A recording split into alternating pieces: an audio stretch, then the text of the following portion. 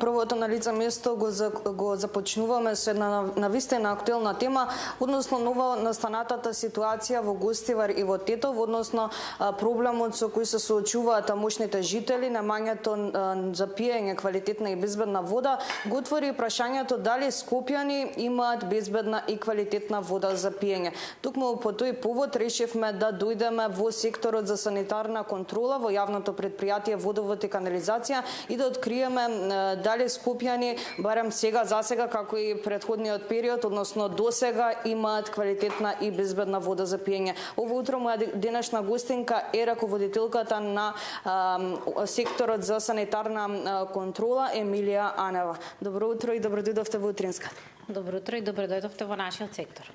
Најпрво ќе започнам кратко и јасно да кажеме дали скопјани пијат безбедна вода. Пред се скопјани да пијат санитарно исправна и безбедна вода за пиење. Тоа е пред се поради изворот Рашче, кој што е изворот карстен тип. Природата го создала таква што должината на акумулацијата е во сливното подречје е повеќе од 10 километри и водата во самиот извор е секогаш бистра и без заматување. Досегашните анализи во минатото, како и до сега, ни покажуваат еден стабилен хемизам во однос на минералошкиот состав.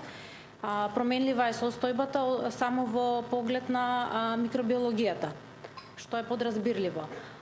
Заради безбедност на граѓаните и контаминација во секундарната мрежа, нашиот воден ресурс оди само на хлорирање, кое што всушност ни представува и законска обврска. Велите, тоа го покажуваат последните анализи. Што се подразбира под последни анализи? Дали анализите ги вршите секојдневно и, ако не се лажам, има два вида на анализи? Анализите се прават секојдневно, значи ние имаме еден воспоставен дневен мониторинг од околу 36 мерни места во градот Скопје и 14 мерни места во околината на градот Скопје. Значи имаме екипа која што секојдневно оди од мерни места во градот Скопје, зема примероци и се испитуваат во поглед на физичко-хемискиот состав и микробиолошкиот состав. Напоменав на самиот почеток во најавата дека имаме, односно тамошните жители во Гостивар и Тетово имаат проблем со водата за пиење. Дали тоа сценарио може да се случи тука со Скопје? Такво сценарио немало во минатото, ниту пак има во сегашноста, ниту во иднината. Како и претходно, како што кажав, Скопјани имаат таа среќа да го имат изворот Рашче како воден ресурс, кој што е карстен извор и природата на изворот е таква што доаѓа од самиот извор е бистар и никогаш не доаѓа со заматување. И пред да започнеме со разговорот, тоа го напоменавте дека Скопјани имаме среќа, односно можеме да спиеме мирно, што би се рекло. Исто така, освен овој сектор, вакви контроли, односно анализи за безбедност на водата врши и уште еден институт, односно Институт за јавно здравје. Имате ли вие соработка, дали секојдневно комуницирате во овој дел? Не комуницираме секојдневно, меѓутоа повремено комуницираме со колегите и од Институтот за јавно здравје и од Центарот за јавно здравје, поради тоа што и тие си имаат свој план и програма по кој што работат и земаат одредени мерни места во градот Скопје. Во однос на самиот квалитет на водата, според законот дозволени се одредена концентрација на одредени минерали. Што поточно вели законот? Колкава концентрација, кои поточно минерали? Вака сега, питката вода се испитува согласно правилникот за безбедност за вода за пиење и тој се ригорозен и си има одредени максимално дозволени концентрации во однос на физичко-хемиските параметри и микробиолошките параметри. Поради тоа што ние сме акредитирана лабораторија согласно стандардот ISO 17025, доколку некој од параметрите одстапува, ние сме должни да го пријавиме во системот на Агенција за храна и ветеринарство.